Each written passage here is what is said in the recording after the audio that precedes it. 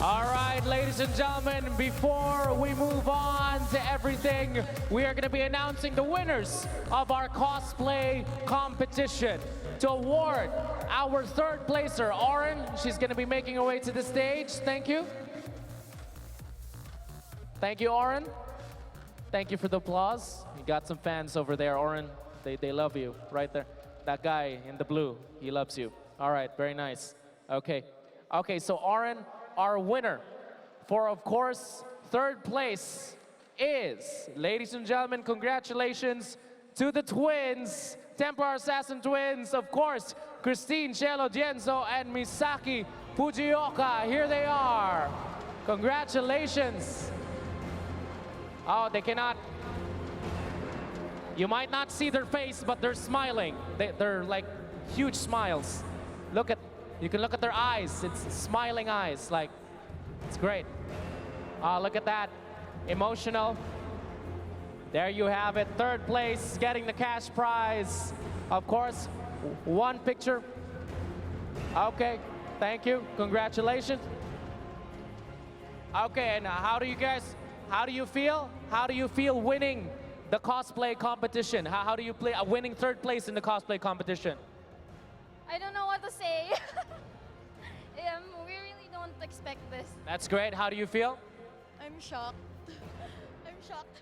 All right. Thank you so much. Thank you very much. Thank you. A round of applause to them. Third place. Thank you. All right. Take your check. All right. Thank you. They're going to cash that. Huge. Up next, ladies and gentlemen, we have our second place winner. Toby is going to be announcing. Are you going to hug me again? It's okay. You're gonna, it's a norm. Oh, we're okay. Okay, I thought you're gonna, okay. Thank you. Ooh, you're like a quarter, you're like a linebacker with that. Oh, intense. I loved it. Okay, moving on. Toby, here we go.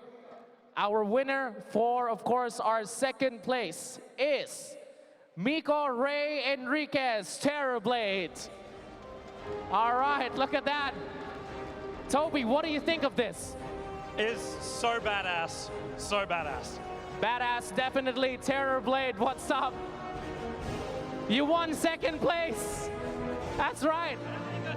What? How do you feel? Don't break character. You got it. You have won second place, and here is your check. Okay, there you go, Toby. Why don't you have a picture? Let's have a picture with Terrorblade. Oh, watch the wing. Whoa, ooh, it's sharp. Here we go. All right. Very nice. Terrorblade, congratulations to Miko Ray Enriquez. He has to cash in the check in that outfit. That's right. Because you can't claim it if you're not in the outfit. All right, Miko Ray, let's give him a round of applause. Thank you. Good job. Okay, yes. Toby, there you go. Very nice. Thank you, Terrorblade. Thank you very much, Miko. And ladies and gentlemen, I'm going to be calling on Clay from NVIDIA and Alodia to award our winner for the cosplay competition for ESL. Alodia, how do you feel about, of course, the whole effort for our cosplayers tonight? Sorry? How do you feel about the effort for the cosplayers? How did it feel? Well, it's really nice to see your characters come to life, so they did a really great job. Fantastic. They did a fantastic job. Your fan loved what you said there in the stripes. Look at him. There you go. Okay. He says he loves you. He says he loves you. That guy right there. Oh, he can't handle his emotion. Up next, our winner, ladies and gentlemen, Clay. And what will, of course, our winner be winning as well? The GeForce GTX 970. They love it. There you go. There you go. Very excited. Thank you, NVIDIA. Thank you, Clay, for that. Ladies and gentlemen, our winner for the cosplay competition, cash prize and graphics card, ladies and gentlemen, we have our Dragon Knight, Isaiah Buelos. There he is. Look at the emotion. Oh, yes. Look at that, the joy that you see. Look, he cannot contain himself. Congratulations, ladies and gentlemen. Isaiah Vuelos, our winner for ESL One Manila's cosplay competition. Let's have a picture, of course, with our judges and Clay from NVIDIA. Let's get all the cosplayers on stage and our winners for one group picture, please. All cosplayers. No time? No time? Okay. No worries. No worries. So we're gonna, of course, close it with our winner. How do you feel? Yeah. That's awesome. Thank you. Thank you, NVIDIA. Thank you, Clay. Thank you, Alodia. Congratulations to our winner, Isaiah. Dragon Knight. Give a round of applause for all the effort for all our cosplayers. Thank you, ESL One Manila, for hosting them, and our judges, Oren, Toby, and Alodia. Ladies and gentlemen, Manila, and everyone watching, we are down to the finals. Are you ready? This is the finals of ESL One Manila. Manila, are you ready?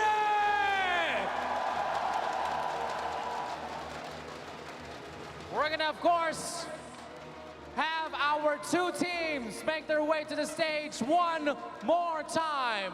But before that, we're gonna throw it back to our experts before we move on to the finals of ESL One Manila.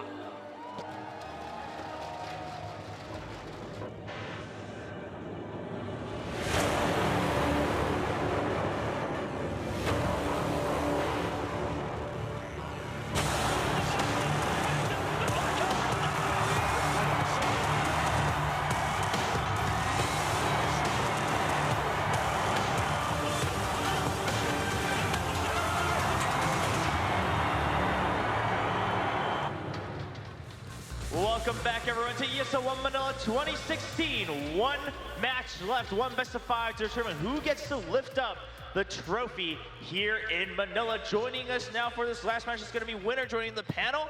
How have you enjoyed the matches so far this whole weekend? Yeah, all the matches were great, and I love the fact that some of the teams that had lower expectations are doing really well, especially Wings.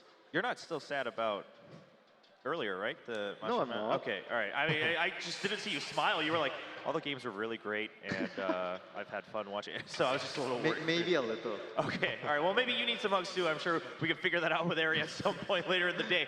But a best of five remains. Two teams. One, perhaps, you know, if you had to pick a team that's a little bit surprising out of the two, definitely Wings. But then Team Liquid, no big surprise there that they're able to come all the way to the finals. Maybe a little bit surprising that they came 6-0. Would that ring true, Milk? No, not at all. No, you would say that's expected? Yeah, I think so. Okay. I think Liquid was probably, alongside Fnatic, the two ones we expected the most stable results out of. You know, everyone's talking about Secret, but they are a fairly new team. Right. Liquid and Fnatic have proven themselves time and time again with their established rosters, so it's not too surprising. Okay, Merlini, what about you? As we prepare to introduce these two teams one last time, I mean, what are your thoughts about Liquid's run so far, 6-0 coming into the finals? That's pretty much expected. I think Wings has actually had a much more impressive run, and they've actually made me excited to see Venomancer pick. He's like my bottom two heroes. I see that hero instant repick every time. It's like, oh man. But This is why Ben and I don't always get along. I don't know how anyone can hate on Venomancer. I mean, they've proven it though, right? Wings has made it work, and you know, you were dreaming about it yesterday, but they came true with it, and they've beaten some teams with it now quite convincingly coming into ESL One Manila 2016. We'll see if it happens again. I mean, the draft.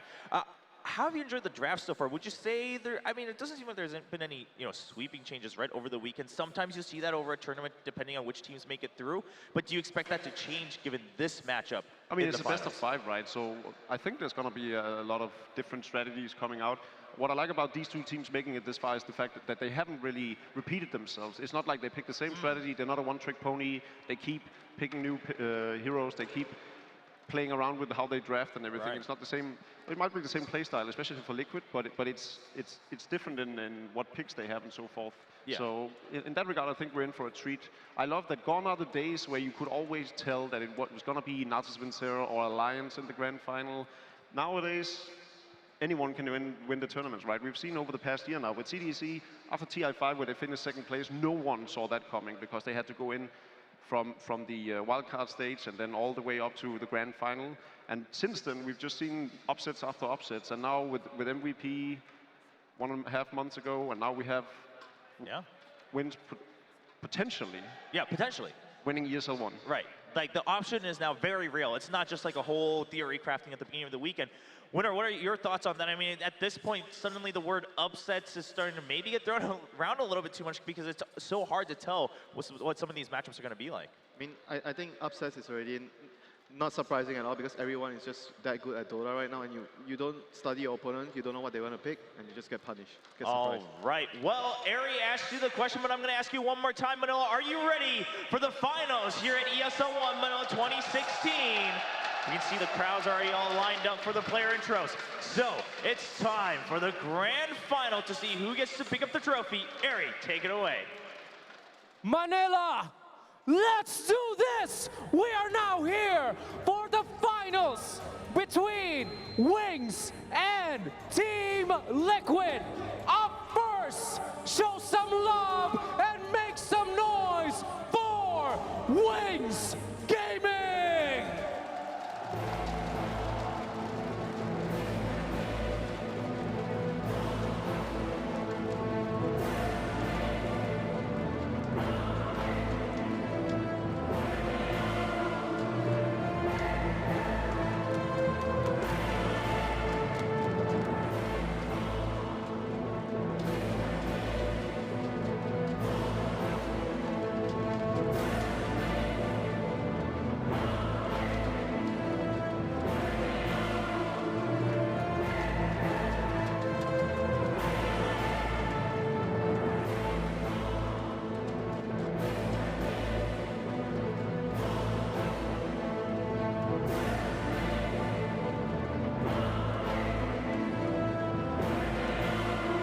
Ladies and gentlemen, we have Wings Gaming! Let's give them a round of applause.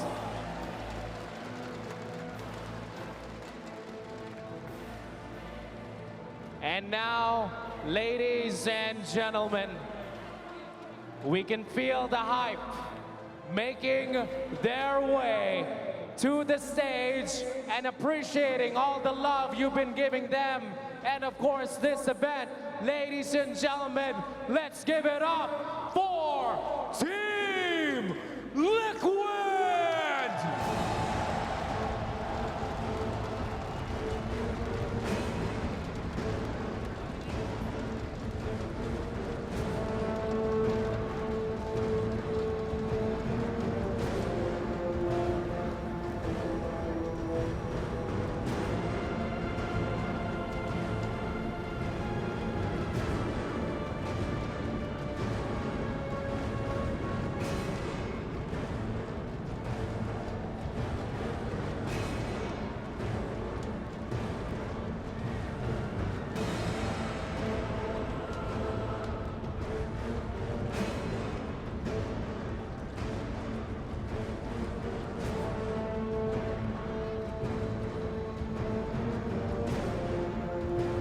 Here they are, everyone! Team Liquid, show them some love!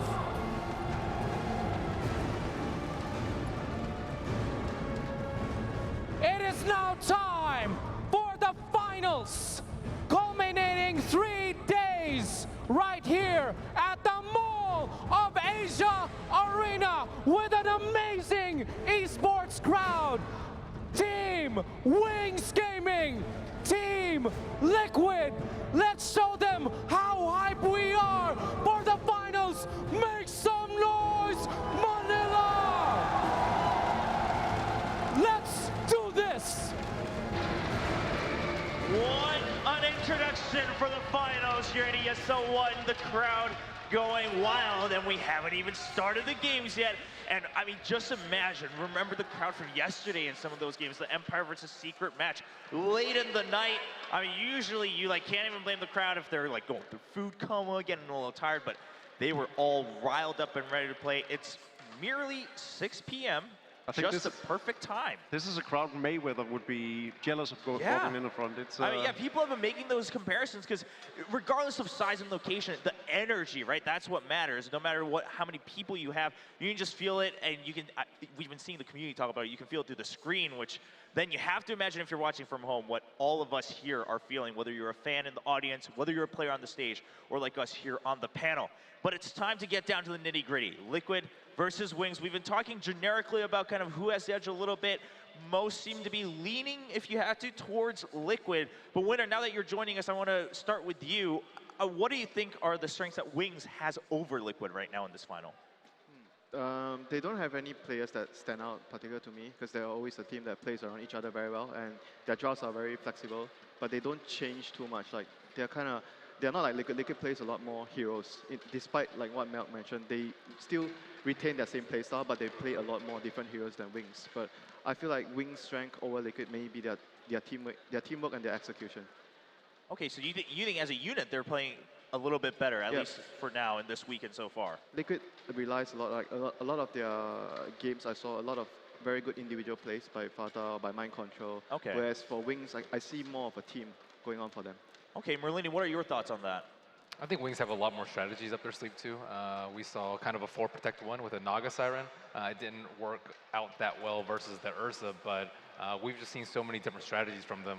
Usually for Liquid, it's just based around team fight and pushing towers. And they're more one-dimensional, although they execute that near flawlessly. I think that Wings have a lot more depth to them, but not as much experience. Yeah, I think Liquid has more polished strategies. I think they have the edge when it comes down to the actual strategical aspect of the game, whereas Wings have the upset factor. I think the fact that you can't really tell what they're gonna do might throw Kuro off. That's the biggest factor I see in them winning, because I do think their strategy so far, their picks have been there's been a bit of holes in them in regards to something that could have been abused. Luckily, wasn't by their opponents. Okay. All right. Whereas Liquid is more well-rounded. Well, now on the side of Liquid, right? They've played each other before, and Liquid won handily that time with a 2-1. We, said earlier in the panel. I mean, if you're gonna beat Wings, maybe you have to beat them with a sweep, because even Blink said in the interview, like, hey, we keep gaining confidence because we bounce back from one game, and if we take that win after a loss, then we just feed off of it and we're able to adapt time and time again. Do you think that factor also holds true in this final, as it's a best of 5, so it's a bit longer of a marathon no matter which way you see it? But Liquid are a team that has more experience, so I think even if it goes a long series, it will be either short series or long series. Definitely Liquid will have the experience factor on their side. Yeah, it seems like the way they won the series earlier was just to wait for one crucial mistake in one team fight, and eventually it happened. Both games for Wings, they had a Naga without a buyback, and like they waited so patiently. It was like 60 minutes plus for that moment. And in the other game, it was like we just waited for them to overextend, waited for them to come back with a team fight too. So they're just waiting for any mistakes that Wings are going to make, and Liquid just seem much less prone to stumble. Shadow is one of the more greedy carry players. We talked about this earlier in the day as well in their game 1 with the Necrophos, how he would go for CS regardless of whether he was in danger or not. And that punished them in the first game. And then, of course, it benefits him a lot in the other games. But that's where heroes like Spectre and Slark really favors a player like him, because he can keep getting all the creep kills, but also run around, get kills, and be a part of his team's success. Okay. Now, earlier, Winter, you mentioned that perhaps you see a little bit more of individual star power on the lineup of Team Liquid than Melk. I want to ask you, if you had to pick a player, I mean, would you be able to say that this is probably the key in this matchup against Wings? Whether, I mean, we've mentioned all of them at one point or another, right, so far watching their matches? From Liquid? Yeah. I think Mind Control right now is the player to look for. Okay. I really like his offlane play. I think all of them are some of the very best at what they do. All right, well, you can hear it, you can see it. It's time for the draft in game number 1. So far, nothing too special coming out, but we'll see how it pans out, especially, I mean, more so looking forward to the whole best of series in this final for ESL One. It has to be whether or not they're debating Beastmaster or not. I think Beastmaster will be like instantly slashed up. There's Beastmaster and PI, I suppose, that are the two left, but Wings have tended to pick the Beastmaster a lot more. Okay. I think Liquid as well, they prioritize the Beastmaster like so much. Like both these teams, like they want to get the hero. What do you think would be a fair trade if you want to give away the Beastmaster? I don't know. I think Wings, their two highest priorities are Invoker and Beastmaster. Those are their first two, so I'm not sure. So trading a bounty for Beastmaster? Okay. I think that's okay. I think I prefer the Beastmaster over BH. It's good in the sense that there's also Nature's Prophet in the pool. But I don't know. So they weren't in a rush to pick it. There's a Nature's Prophet, there's a Beastmaster, there's a Bat Rider. The whole getting an offlaner, securing the offlaner isn't as important as getting the Bounty Hunter. That really no hero replicates what he does. Apparently Trian for Wings, right? All right, for 2 minutes of the game. Right. Well, like you guys mentioned, the Beast and then the NP being picked up by Wings. Perhaps not too worried about the Bounty Hunter going over. I mean, they selectively made the choice to ban out the Doom even over the Bounty, so. I think this is a good pickup by Wings because both of these heroes is what Mind Control favors. Taking away them both sort of nullifies his strengths. But dude, where are they going to run the... Yeah, but if you have these two heroes, yeah. Who's going to be position 4? Are you going to do greedy jungling Beastmaster or you're just going to do safe lane Prophet? They can both do a mid Beastmaster, they can do an off lane Beastmaster. As you were saying, safe lane Nature's Prophet. We've seen that with some success. Who knows? Okay. Mid Nature's Prophet is something I like to do. You go Dagon 5, Ethereal Blade, you just TP in, blast everything up. Woo!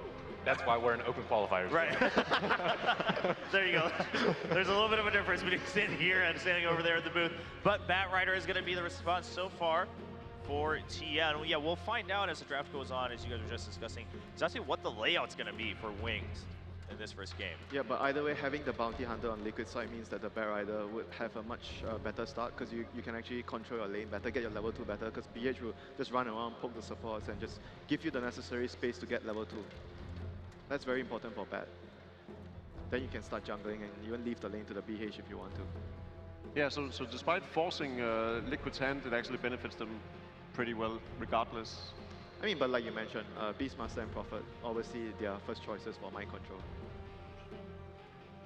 All right, next phase of bans. What do you expect might be a priority here for Wings? You know, they're all over the map. After they picked the Venomancer carry, Necrophos, I have no idea. Could be anything. Wraith King? It's more just waiting to find out in excitement. I think Vengeful Spirit is one that could synergize really well with the push. Against if the they Bat wanted Rider to, and it's very nice for Spat. They're on Dire as well, so Venge, Beastmaster, Prophet, maybe a Lycan, throw a Lycan into the mix. Drow Ranger? Yeah. Okay. Like they could easily build into a Roshan lineup since they're on Dire and they have Beast and Prophet. True. But I'm not sure whether they do run Beastmaster mid like what Melk suggested. I don't think I've seen it from them, but it's still a possibility if they want to do that. I wonder if they'd run Ursa too, especially seeing how effectively Liquid ran it on Dire. Didn't they run one game? I remember one game. I saw Ursa by Wings. I could be wrong. I mean, they played a Phantom Lance up against the Death Prophet earlier, so I don't think they will shy away from putting a melee like Beastmaster made. He's still a very strong hero. Gives great room control. So either way, like what they open right now with the Beastmaster and Prophet just has way many possibilities of what they can actually go into. So that's generally a very good sign when you open with a lot of possibilities because your enemy can't really tell what you want. Right. Yeah, still kind of veiled in mystery here over for Wings. Do you think Lone Druid is kind of in consideration for either of these teams? Yeah, possible. Like Lone Druid, Prophet, Beastmaster, then you have the bench. Very solid strategy on the Dire side. I don't think it fits Liquid's lineup so well right now. Lone Druid, you mean? Yeah, whereas Right. Wings, there's a lot of synergy in the two picks already, and they can easily fit it into their lanes. I mean, so can Liquid. Maybe. Actually, if the Beastmaster is forced to go middle lane, having a Lone Druid on the mid lane, the way Fader just played it, wouldn't be too bad. Still holding on to that. You seem so confused. Yeah. You're like, You're like going next level on your own theories, just continuing on that path. I mean, but hey, you gotta take those chances. One of these times you're gonna sound like an absolute genius. Exactly. If I just keep shooting, I'll hit at some point. Exactly. So that's the Lycan ban. Okay. Like all the heroes that can use the Roshan. Lycan. There's still the Ursa, like you guys suggested. So that's the Venge. There's the Venge. Spectre, of course, having been taken out, gave a lot of teams trouble so far. And for Liquid, there's another direction that they might be able to go to. Like maybe go for more split push with BH since they have like Bat Rider for pick off with BH. Maybe they can go for wave clear plus split push. they don't do that often though, right? What do you suggest, like Puck or something like that? Not like AM, since AM? they ran AM just now. I was thinking whether they could run the same thing. I think Puck is a great pick because they can force the issue, keep on fighting throughout the game, take the advantage of Bounty Hunter, getting a lot of track kills. Fade is a good Puck. See, ball's in Team Liquid's court, and not much time actually already, even using most of their reserve time for TL. It's very hard for them to decide right now because they have to decide whether they will go for more team fight, like they mentioned, or go for split push. Because right now, what the enemy has is very dangerous. So they're going for more team fight. Good laning phase, Queen of Pain plus BH can pressure the opponents mid a lot. So if the Beastmaster's going mid, he's gonna have a hard time. All right, the Ox is still there. The dream is alive. Now for Wings, then, do you think they start now thinking about how to kind of round it out and counter maybe what they're seeing on TL side, or do they also just stick to their guns? That's a lone druid. Don't do it, so yeah. Oh, there you go. Very mobile heroes on Team Liquid side so far.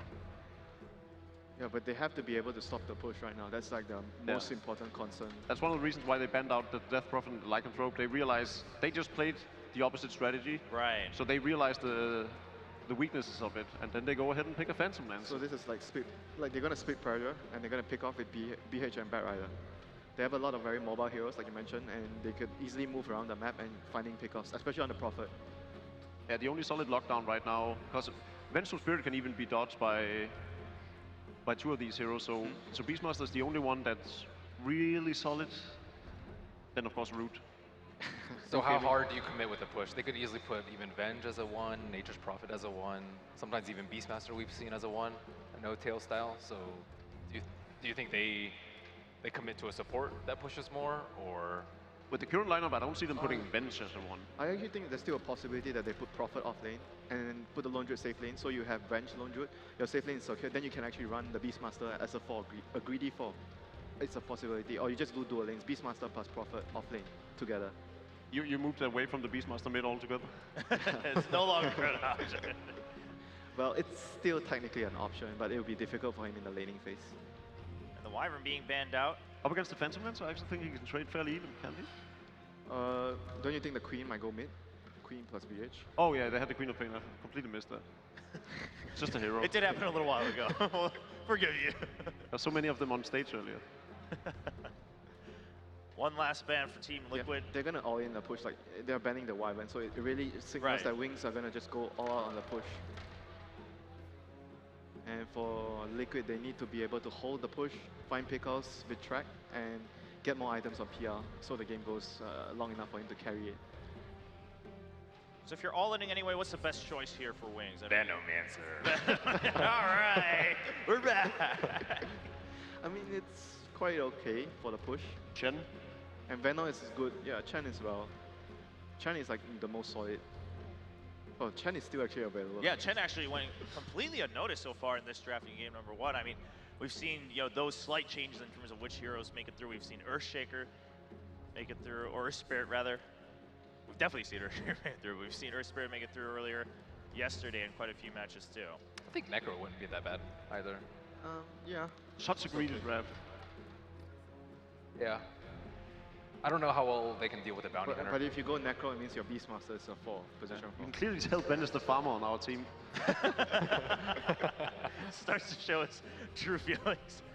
Ben's the guy that gets Midas, gets Boots of Travel, Radiance. This is why we played the Open qualifier. All right, last 10 seconds for Wings. Which will it be? I mean, they're spending a lot of time perhaps trying to just make sure they're going to pick the most ideal one if they're all ending on a strategy anyway, and it's going to be Enigma. All right. So mid Beastmaster, off lane Prophet. I think mid Lone Druids. Yeah, mid Lone Druid is really good here, I think. Okay. Oh, old school. The wave clear. Yeah. So what do you think now that with that last pick, I mean, does it seem that Team Luca perhaps has a bit more of a well-rounded Wait lineup? a minute, I was completely thrown off by this. Wait, Wings is On actually... screen, Wings and Liquid was swapped. So it's actually Wings lineup that we've been calling Liquid's lineup. Aha. Gotcha, you're on candid camera.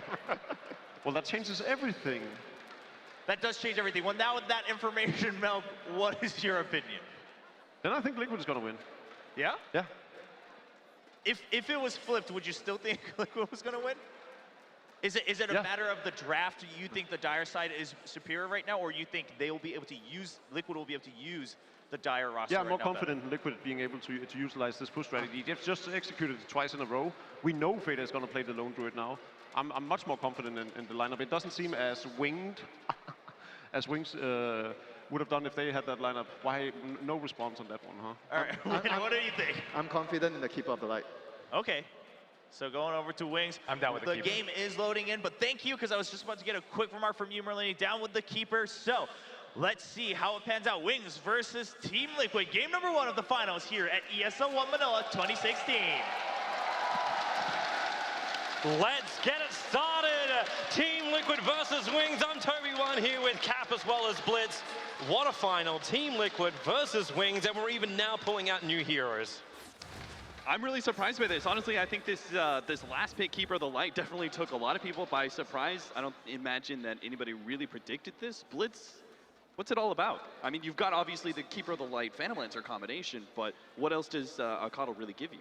I think it's just the mana leak especially is really annoying for Liquid's lineup, especially when you're playing as the Lone Druid. Your mana pool evaporates so quickly. It's not the best stun per se, but for example, when you try to gank him and he doesn't have enough mana to Savage Aurora, and you can't really use the bear to full functionality at that point. Because what is the bear going to do to really mana regen until he gets something like the Vlads? Liquid's lineup is definitely a lineup that I would say can capitalize pretty early as long as they don't lose out on much in the laning phase. They should be able to get ahead with their Enigma as well. This Lone Druid situation, though, is probably the thing that interests me the most. This is twice that they pulled them out now, and it's just unique to... a little bit unique for Liquid because we haven't seen them do this too often. They ran it against the Puck earlier today. Blitz, you said that was just a favorable matchup. What about this time?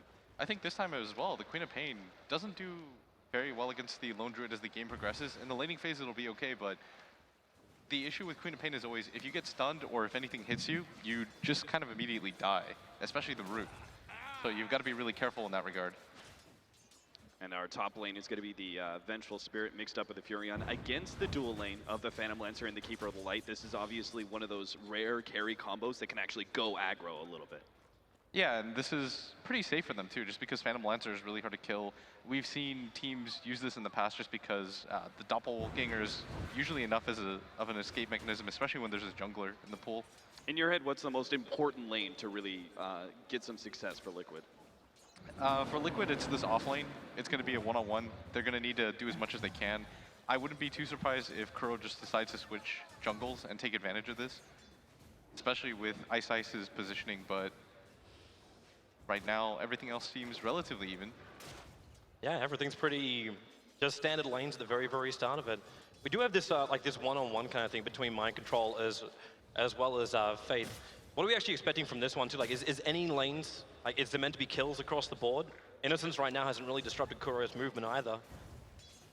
It seems like for the most part, Liquid are going to be really happy with the fact that passive laning phase, they don't want to see a whole lot of kills on the board, while Wings, they're going to be trying to be a lot more disruptive with the Bounty Hunter moving around the map. He actually has a lot of opportunity here going into the mid game against heroes like the Furion to be able to set up potential ganks for Wings, because you've got this tempo controlling mid as the Queen of Pain, right? But it's just up to Innocence to find those openings for the Queen of Pain to be able to make the jump. The problem is Liquid have really defensive heroes. So we talked a little bit about this Blitz a while back. You said the OG playstyle. Remember that? It was how like they had some just really tough heroes to gank. I feel like Liquid are almost running a similar strategy in some ways.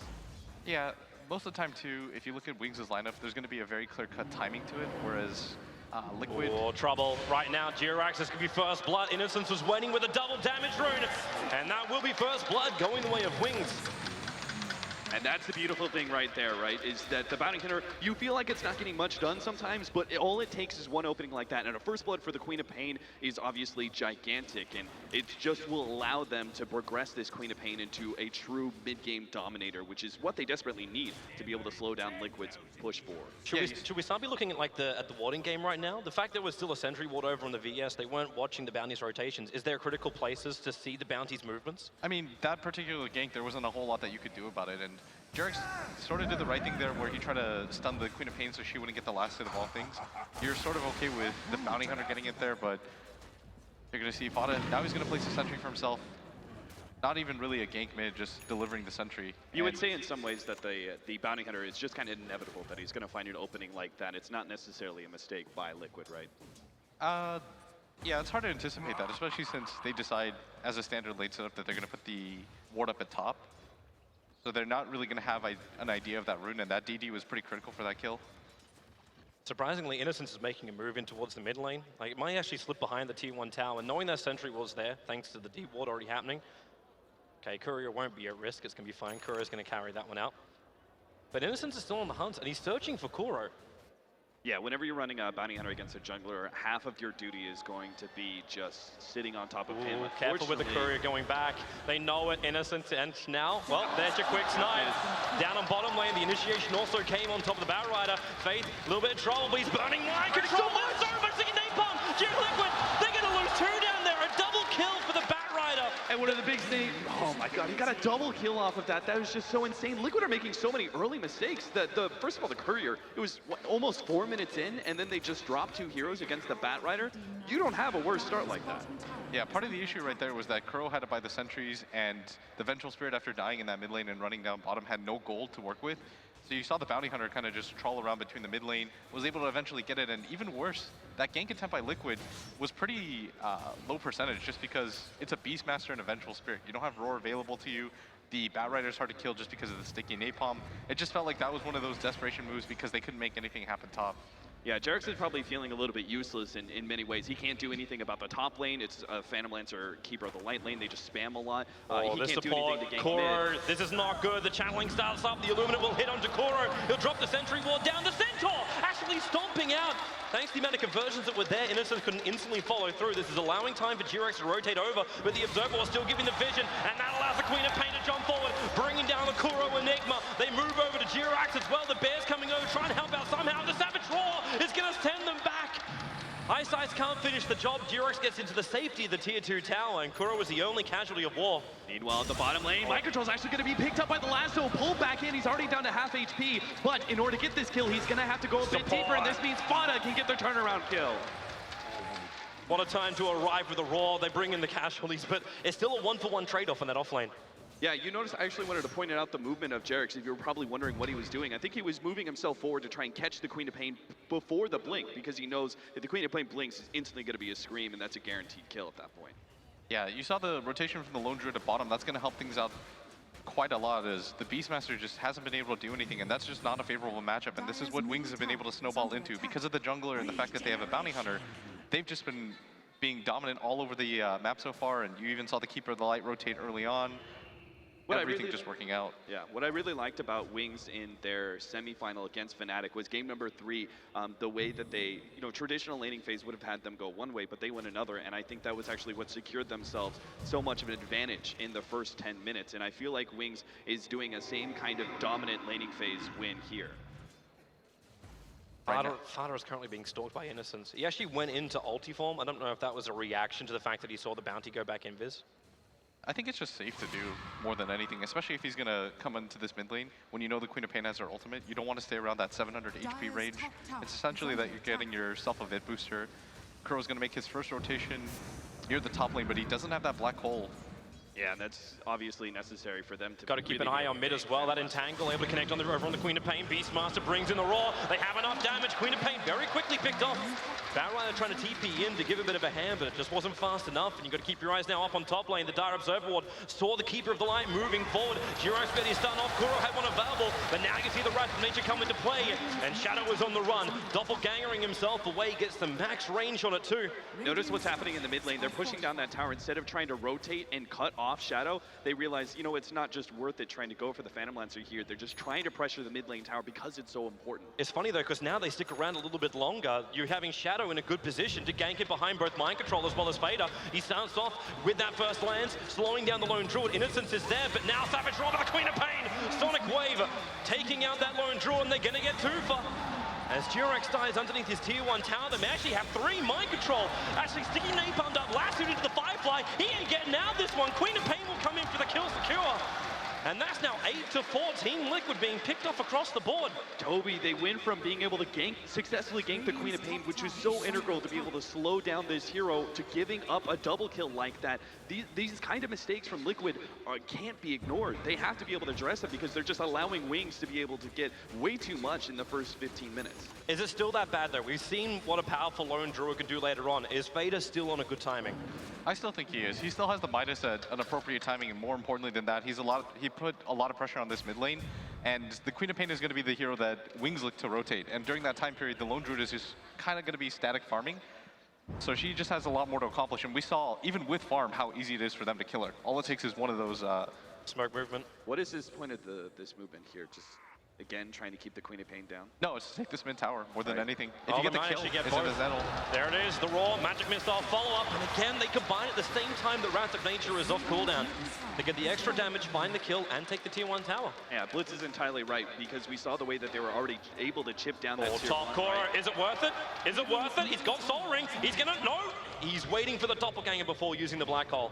But he forces a hell of a lot of rotations. Wings are bringing the whole cavalry up to the top lane. Yeah, and that's actually a success, right? As long as Liquid don't actually get caught here.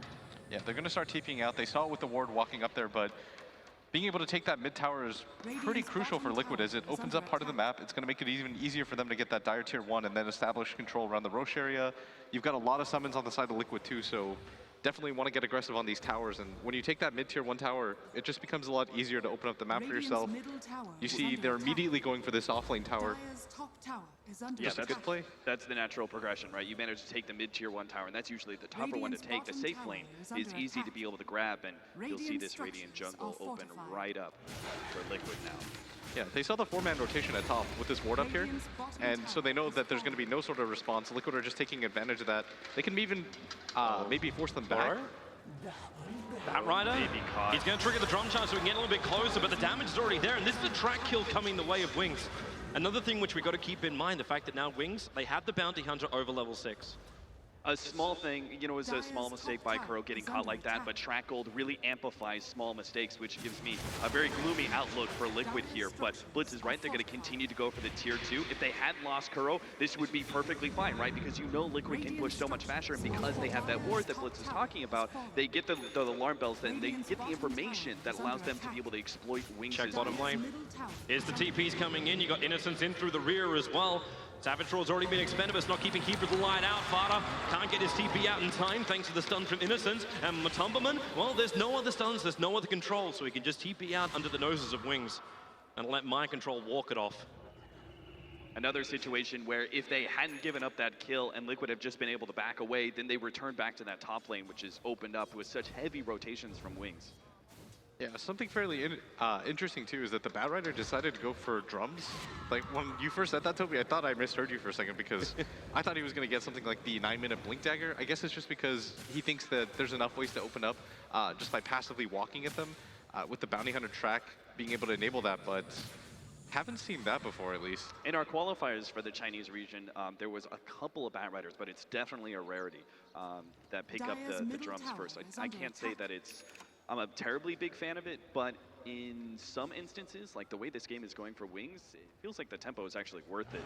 He doesn't need to quite jump people when he's got this great of stats and movement speed advantage over them. He's still going to have the 13-minute Blink Dagger. The question is it going to do much if Liquid can get the initiation? They're trying for it now with the smoke movement from Jirax and Kuro. And who do they run into? It's Innocence, who's currently in Viz. Jirax triggers off the dust. It actually does reach over Innocence, so they see him off. Mind Control moving up as well, and they're bringing in everyone. But Tubberman as well. Innocence will die into the tower. So this Bounty Hunter, that's his first death in 12 minutes. A pickoff like that is really important because it makes the Bounty Hunter scared to go for information, and it also allows them to rotate and defend this bottom tower. Arda moving as well. He picked up an Invis rune, but just the movement of the bear is enough to force Batrider off that top lane. And he actually went BTs, no Blink Dagger, he went BTs and drums. Yeah, it looks like he's just cycling through the full move speed build, and with the track available, he's nearly moving at max, but all we're gonna see right now is Fada is bottom. Wow. Goodbye, Kuro. That Enigma just got popped, and Shadow's going to get out in time before Mind Control can get in range for the Raw. So Kuro adds another death to his name. There's 3 deaths to his name, while he's still desperately trying to complete up that mech of his. This could be another one. Matumba Man comes in and just goes for the blind dust, trying to catch the catch the bounty hunter, but Innocence was not quite there. That's so much commitment of observer wards from Liquid. That's now like, we see 3 wards planted around the Radiant Secret Shop as well as top lane. Is this meant to be an answer to the fact they've lost that tier 1 tower?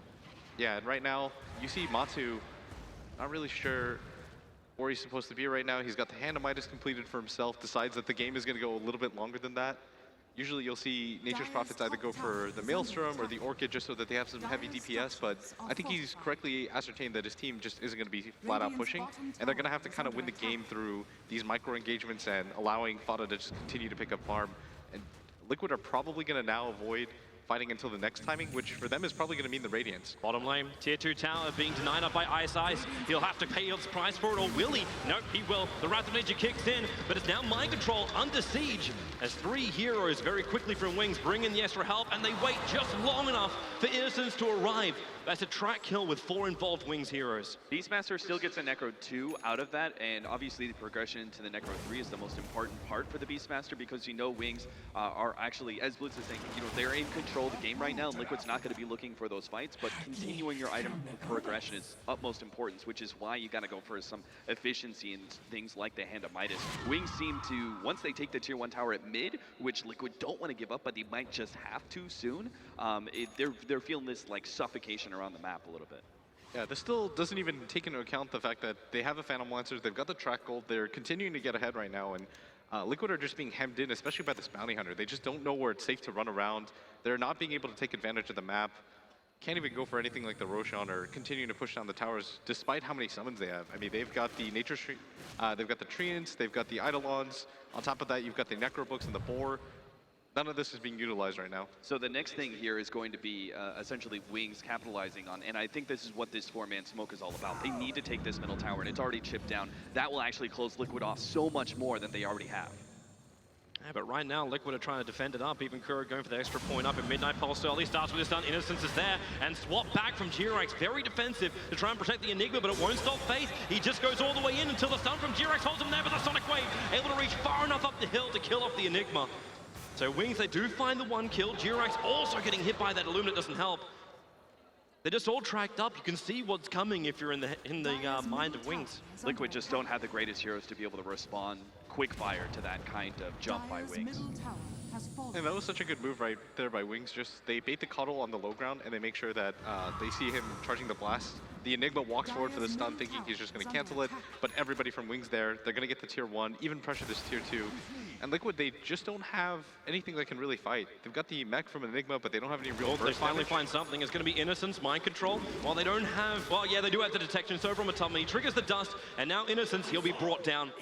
Even the triggering of the Necrobooks from Mind Control felt it was worth it. You could see the progression of strategy here, right? Is that once they realize they're able to take that middle tower, and they've been controlling the top half of the map quite a bit, Wings know that Liquid's playing in their jungle, so it's smart of Innocence to scout that out, but naturally Liquid know that Bounty Hunter's going to try and scout that out, and they have the counter work preemptively late. And this is also good. They see heroes in the top lane, they go for the Roche. Yeah, they just simply weren't fast enough to respond to this, and once you flash 2 heroes at top, what Wings were trying to do was just kind of apply pressure, force somebody to deal with this lane. But if you look at the creep wave structure right now, all 3 lanes are relatively pushed in. Wings don't really have a lot of options there, and Liquid off the bounty kill is immediately just going to get the Aegis, and this is something that they need more than anything, Toby, just to delay the game. They need to get this Radiance on the Bear before they take the next engagement.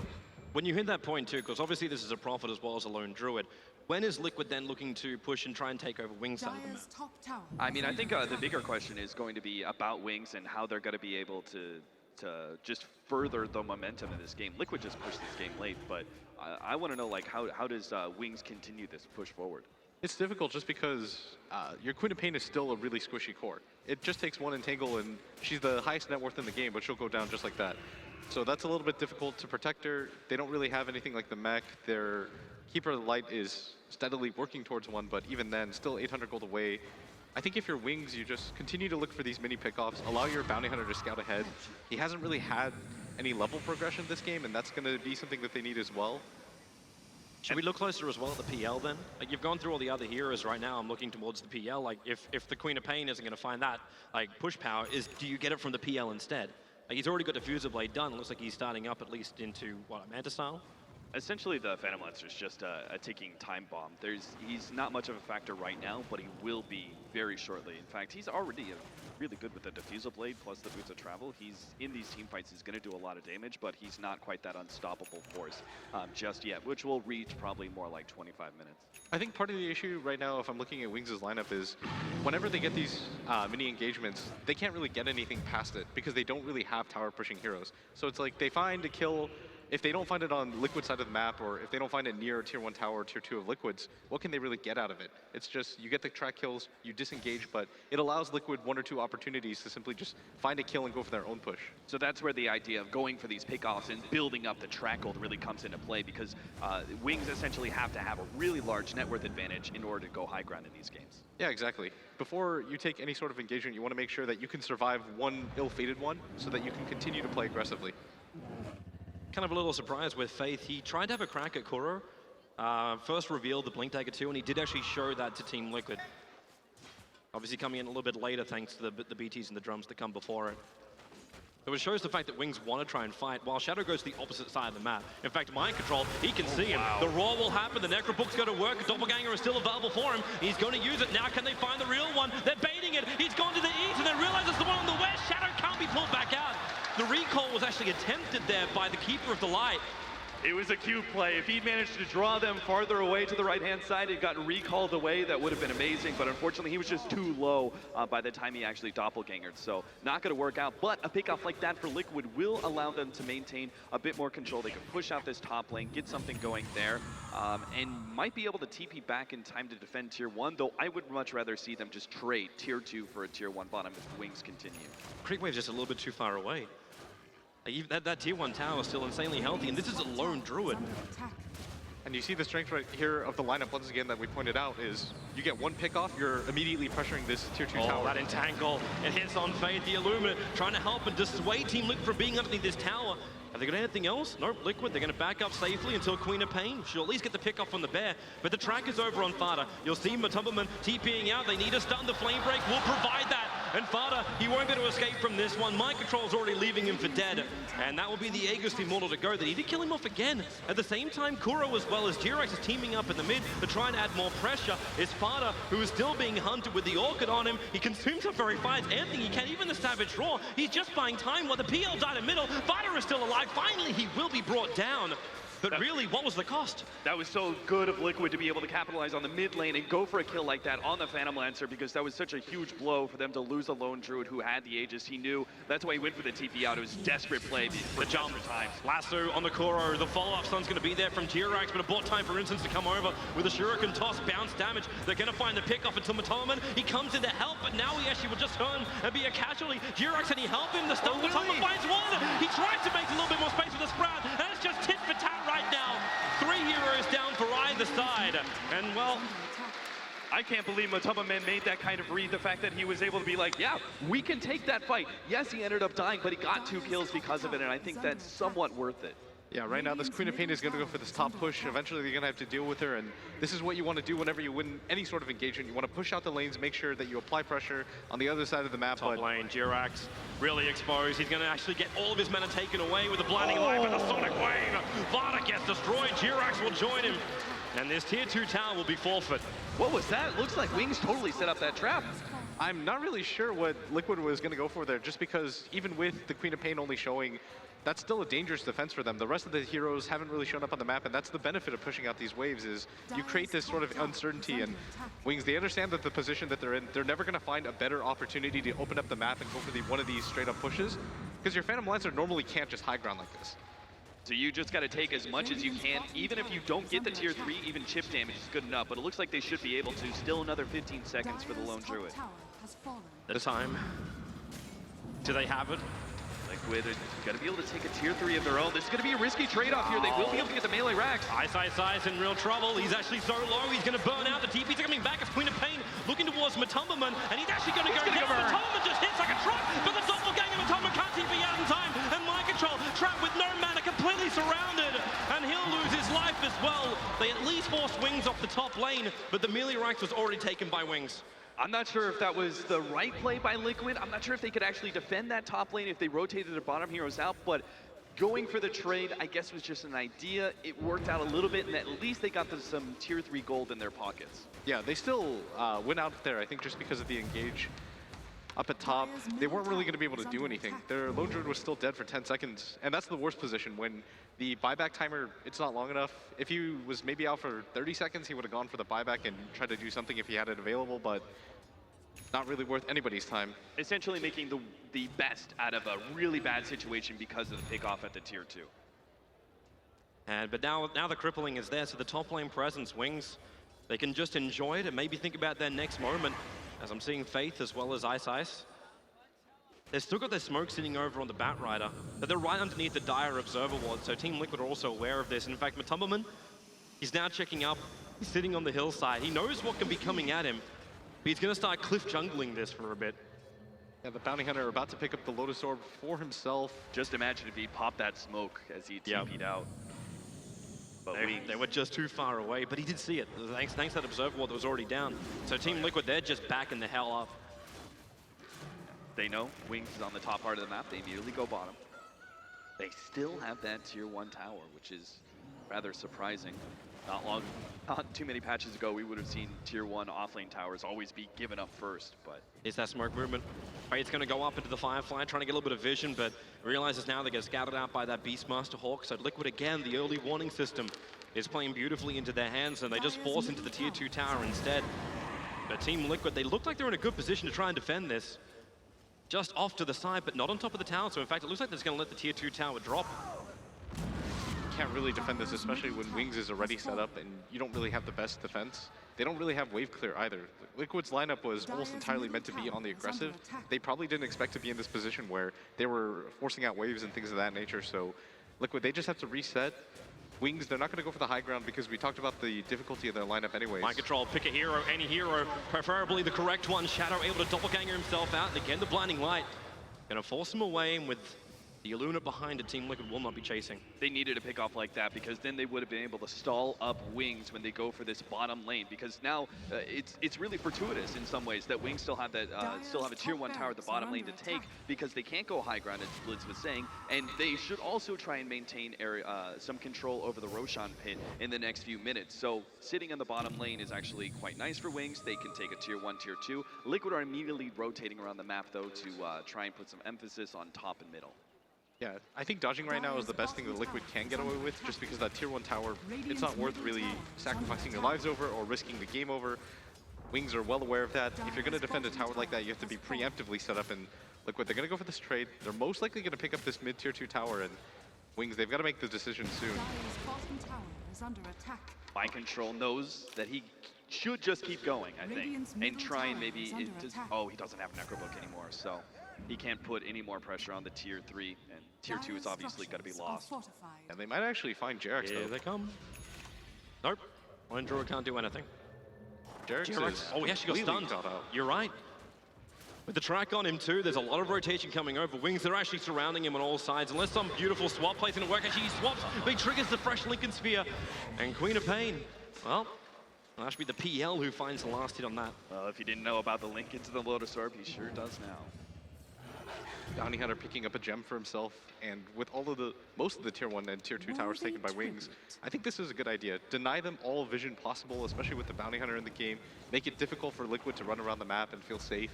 That forces Liquid more into a black and white game where they either go for the push blind or they try to fight outside their base, which plays into Wings' favor. Yeah, Innocence is positioning now. If he can just move around and be able to get the information, because Liquid have gotten a lot of information even though they're behind because they're continually pushing out these lanes. They have things like the Hawk, but between the Gem and the Bounty Hunter, if they can actually take away all the vision of Liquid, gain more for themselves, they can play this longer, slower game, right? Where the more you keep Liquid locked inside their base, the more willing you are to push this 35, 45 minutes and just make it so you have like a 25,000 net worth lead. But again, it comes back down to Roshan.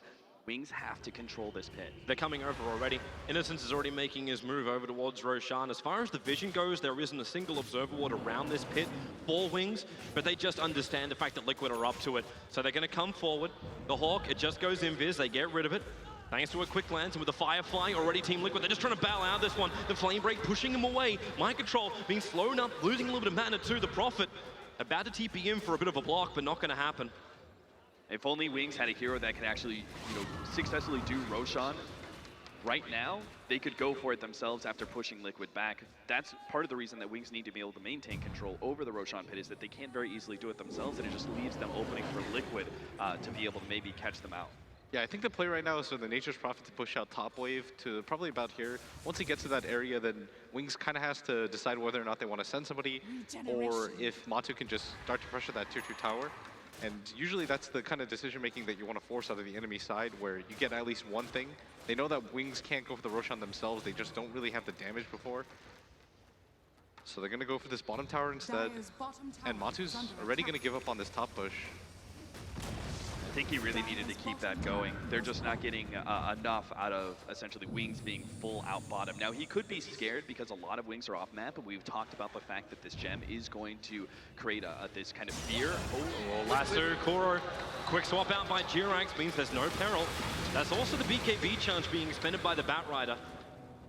It's a fine attempt by the Batrider. He didn't necessarily know when he jumped in that the Vengeful Spirit was nearby. He might as well go for a pickoff like that. Can he even get that pickoff when you're, like, in the future finds? Like, you got an Ether Lens and a level 2 swap on that VS. It seems to be one of the hardest combos to get now. It is really difficult to try to open up on that. He was just looking for any sort of sign for a fight. Maybe you don't even need the best lasso just because you have so much move speed on your team plus the track. And your Queen of Pain is more or less unkillable if the Lotus Orb comes out at the right time. They're going to try and start Roshan up. Jirax is still saying just outside the pit. His swap will come back off cooldown, but they initiate over to Jirax with the Orc on him. He can't really do much of the blinding line. The Necro units are taken out. This fight for now, as Sparta, he's still sitting inside the pit. His Bear is the only thing really fighting in the front lines. And Kuro waiting in the fog of war. The Sonic Wave will connect. He BKBs up, but Wings see it, and they back out. There's no black hole opportunity, and they're just bailing. The TP out if possible. Mind control may be left for dead. And in fact, that's exactly what happens. And now Wings, do you want to get Mom? The Tubberman is exactly that. The BKB is up, and his TP out. No! You ain't getting away. And now Wings just want to fight right outside the Roshan pit, taking 3 heroes. Yes, they do not have good Rosh taking heroes, but they can do it with such a big numbers advantage with confidence now. They lost their gem as well during that fight. Now Innocence is possessing both the Liquid as well as the original Wings gem. And I think some of what behooved Liquid to go for an attempt Roshan there was the fact that Matumba Man pushed out the top lane, right? And Phantom Lancer responded with the boots of travel. But the thing was, the Phantom Lancer didn't stay there for long. Yeah, the Keeper of the Light being in the game really makes that hard for them to make play around. Usually that's going to be one of those trades which is really favorable for Liquid, where all you have to do is send your Nature's Prophet to push things in, but with the Keeper of the Light, that makes it nearly impossible. And taking fights right now are so difficult. We talked about how important the track hold was going to be to this game. Wings, they don't have the best pushing lineup, so they need to just build up this lead more and more. And you see how effective the Queen of Pain is with this type of build. She's got the Shivas for the defensive capabilities against the limited physical damage of Liquid. The Lincolns makes it nearly impossible for either of the supports to do anything. The Beastmaster can't open up on her either, and the Orchid is just enough to be able to isolate heroes and force BKBs on the side of Liquid. I've got a funny mechanics question for you guys, actually. I've been thinking about this for a little bit. Batrider, Lotus Orb gets placed on him. Vengeful Spirit goes for the swap. He's already lassoed somebody and is trying to pull him back. Swap goes down. Does it break the lasso? Yeah, I think it instantly does. So she just stays in place, but it does break that lasso. Yeah. I thought as much, but it just seemed like a funny little question. If it happens, it would be spectacular. But now Wings, like, it's obvious what's going to happen with this. That PL is so fat. With a fully completed hard over on him, he's going to tank everything on the front line. Even also, like, you've got to keep in mind, the Keeper of the Light is helping out every single time. He's already got that Aghanim Scepter completed, plus the mech, as we are rapidly approaching daytime. And in fact, the daytime now arrives as Wings push up into that high ground, up to the tier 3 tower. They've got great vision, ready to fight this. And you can see what Matumba's doing. He's having to creep skip this out to try in some way to slow down this push of Wings. But they've still got a catapult with them. They keep the PL on the front lines, Aegis as well as Heart. Shadow will not want to leave this party. If he can keep that catapult up, they're going to be fine. And Liquid will be forced to try and do something. They keep him back so far. He just wants to BKB and go and be mind control. Initiating over on the Batrider. He's still stuck in position for now, but the Sonic Wave hits so hard. Kuro and mind control. They're forced back inside their base. The PL wants to go for more. This Illumina just allowing the Queen of Pain to stay on the front lines. Remember, all this time the Reich is still being chipped away. Liquid They can't defend it. They're going to lose another side lane of Rax here. Yeah, I think there's nothing like Liquid are going to try and heal up, and Kuro goes back in with a TP, but he still doesn't find the positioning for the black hole. No, he couldn't. He got orchided up instantly, and well, Blinding Light pushed back too. Not a single opportunity being given here to Team Liquid by Wings. So well controlled by Wings. The fact that they started off the whole entire thing, you know, the lances constantly on Kuro, pushing him back, throwing the illusions at him, keeping him back as much as possible, trying to burn through his mana. Time after time, that was the Phantom Lancer's target. And even when the Batrider goes in, they still had the protection of all those illusions running at Liquid, just kind of burning them down and keeping them zoned out. That's how they got up into the high ground in the first place, and that's how they got the whole entire lane of Rax, by pushing Liquid Chirax. back. The Orchid's on him again. Luckily doesn't get slowed up by that Shiva's Scarf, but he's getting a little bit bumped around by the Flame Break. Back up, okay, they blink further forward. Lincoln's will be triggered, but then the Lotus Orb is also there for protection straight after. You see the problem right now with Liquid's lineup is that they have no way to open up on this Queen of Pain. The Phantom Lancer, who has the Aegis in the heart, you can't really run past him. He frontlines everything. And with the Lotus Orb available too, Liquid, how are they supposed to start a fight ever? They can't get to the back lines. Even when they do, they've got to blow 2 or 3 spells just to be able to kill this Queen of Pain.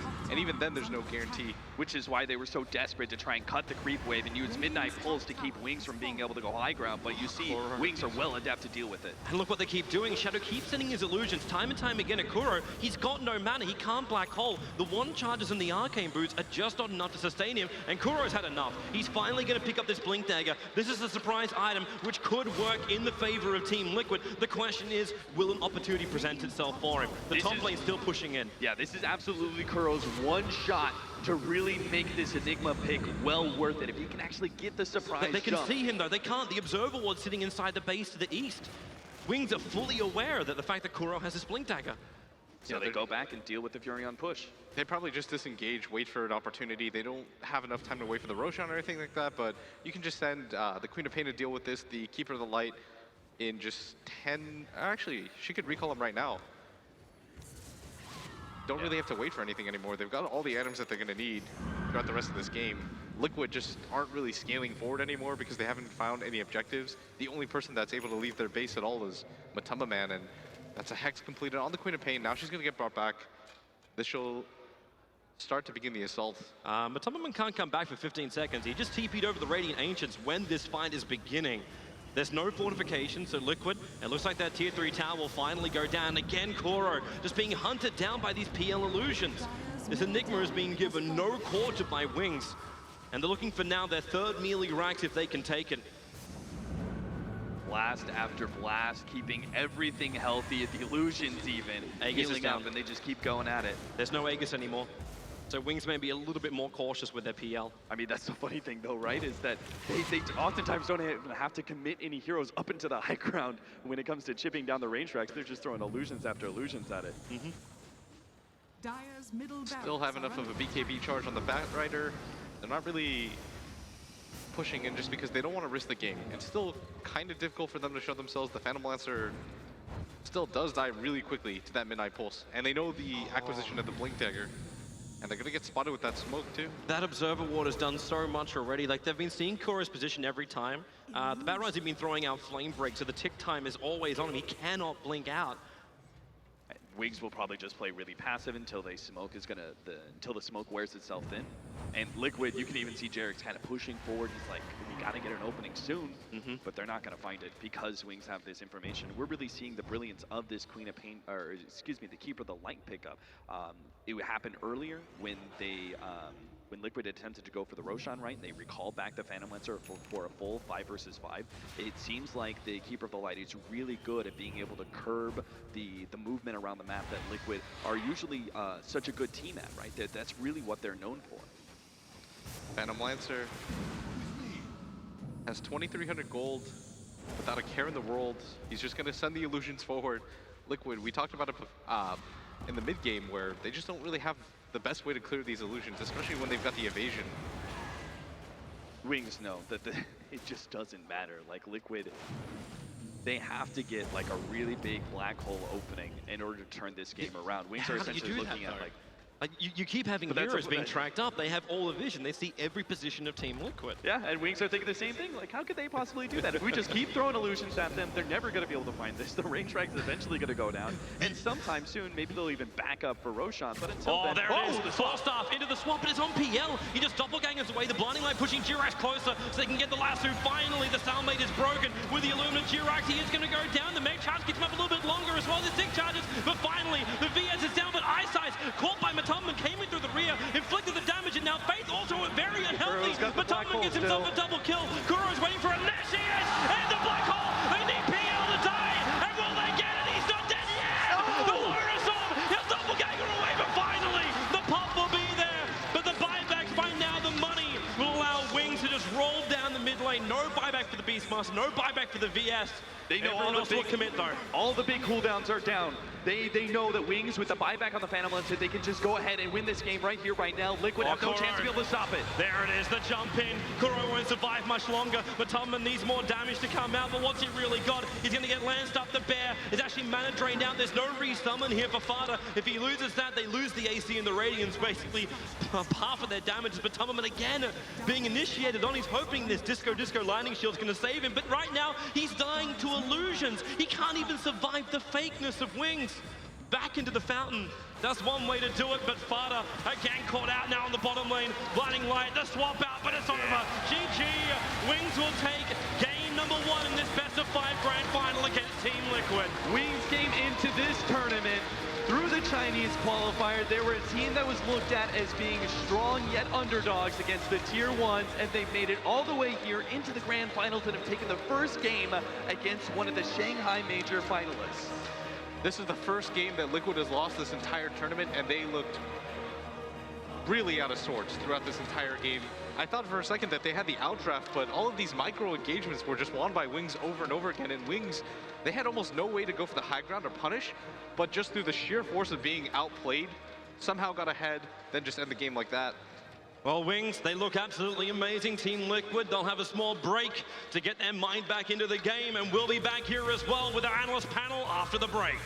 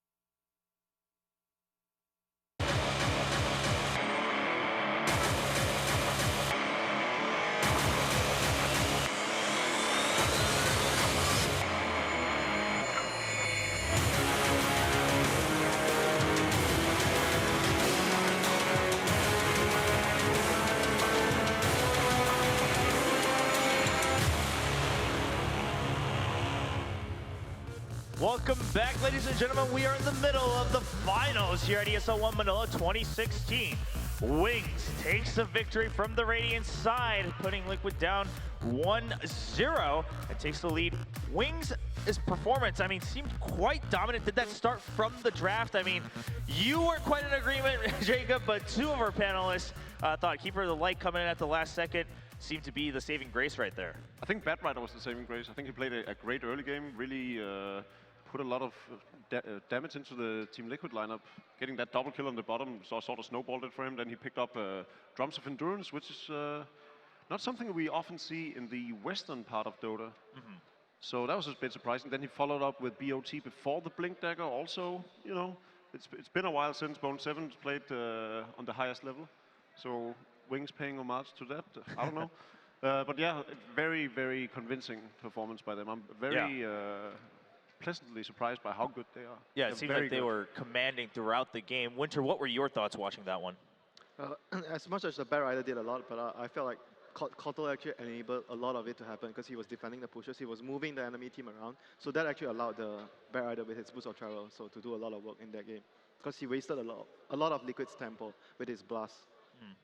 And Merlini, what about you? Do you agree that it was Kato maybe, but the Batrider? I mean, obviously it's hard to necessarily pick out one hero or the other depending on the game. I think it was a really hard game for Batriders to thrive in, especially with the Vengeful Spirit. I remember talking to some Batrider players, and they said when you're up against a Batrider counter like Oracle or the Vengeful Spirit, you rely a lot more on the Firefly damage as opposed to the lasso, and that's exactly what he did. He just kind of ran at people with the Firefly, and he was tanky enough so that, yeah, if you you don't even need a lasso people to be a big factor as opposed to, you know, the Blink lasso initiation that we see so common. So I want to take back what I said about them being inexperienced. They pulled off a Coddle PL strategy very, very well, and the Batrider was able to adapt to this situation, which I'm sure he's seen before.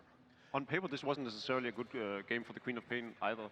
Like in theory, there was a lot of heroes that are sort of annoying to deal with for her, but she just, you know, broke the game completely open and played that one position, Queen of Pain, pretty well. Or not a one position, but she was at the top of the net worth and everything, and just did so much damage in all of these team fights. But then again, it was also the Bounty Hunter helping him a lot. Like with the track and the early game, the lanes as well. Yeah, it basically seemed like everything was going in favor of Wings once they got into the game. I mean, where did it go wrong for Liquid then, other than, you know, the draft maybe favoring Wings with that pick to round out with the Kato at the end? I didn't like the Enigma at the end. I don't think going for a jungling hero that's so greedy right at that situation, and they already saw the bounty in the first pick. So I actually personally don't really agree with that. I felt like their lanes needed to go better. They cannot let Bounty Hunter abuse their lanes that much. Okay, what about you, Mel? What do you think? Completely agreement with Winter. I think Bounty is probably the most annoying hero to play against as Enigma. We were talking about this backstage as well. Some people agreed, others disagreed. Is that putting it lightly? Yeah. But no, but he soaks up the experience, right? He keeps harassing. You won't get a clarity potion off if you're going for the clarity build. So I don't think it was the wisest of picks. Yeah, the Bounty Hunter allowed the Queen of Pain to get a 12-minute Orchid and very fast drums, BOTs. 14 minutes. 14 minutes. I mean, it's still really, really fast. I think like it just enabled these cores to shine way too much. And of course, he actually had some backup too. I remember the Keeper Light blast into the Enigma jungle. I was like, when did I ever seen that? Yeah, there were quite some moments. So yeah, I mean, maybe this goes back to also the point that Winter, you brought up, that the communication, the kind of teamwork seems to be a little bit more on point for Wings, whereas when you see Liquid win, it's more on the individual decision making, the individual play. What do you expect to change here for game 2? I mean, Liquid still, you don't like suddenly favor Wings a lot more than in the finals, do you? Just having seen this matchup now in person?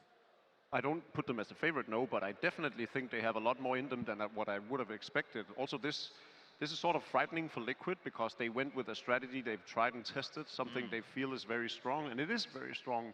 It's just been a while since we've seen a Keep of the Light. I think we also agreed backstage that Keep of the Light, for instance, wasn't picked up at all at TI5. It's one of the 5 heroes that wasn't picked. So it's just generally not a hero you see a lot. So maybe that caught them off guard in the pick phase. It was the last pick of it all, but it made so much sense when you look at this push strategy. Well, every team has been relying on summons just like a lot, right? Beastmaster with the summons, NP, we've seen a lot of Lycan too, and I think that the blast is just insanely good for if you don't have to sustain. Yeah, and I think Keeper of the Light was picked into a very appropriate situation as well, especially when the enemy is going for so heavy push. Okay, well, Wings proving that they came very well prepared and they're ready to adapt game to game. Can they continue to lead? Currently 1-0 over Team Liquid as both teams head towards the trophy. Here at ESL One Manila 2016, we'll find out when we come back from this break.